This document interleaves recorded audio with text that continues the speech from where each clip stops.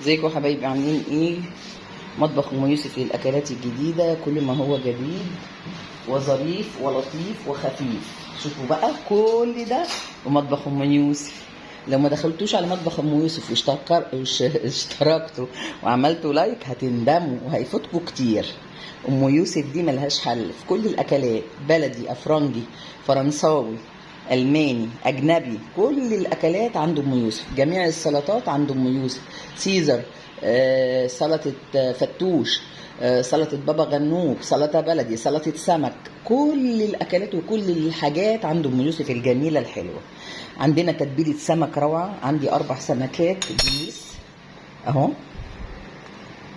سمك تحفه، ده سمك موسى، مش موسى دنيس، انا بهزر، ده سمك دنيس اهو. ماشي، عندي 4 سمكات، وعندي بطاطستين قطعتهم شرايح كده رفيعه زي ما انتم شايفين كده. ايه التتبيله؟ عباره عن كزبره، كمون، ليمون، زيت زيتون، مش اكتر من كده. هنتبلهم وهنحطهم في الصينيه وربع كوبايه ميه وندخلهم الفرن. وبالف هنا وشفا حبايب قلبي، واجمل الوصفات عند ام يوسف.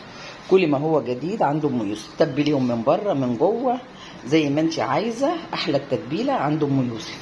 شايفين الجمال والخيال؟ خشوا شوفوا عملنا السمك ده ازاي وباسهل الطرق. مش هياخد في ايدك 5 دقايق.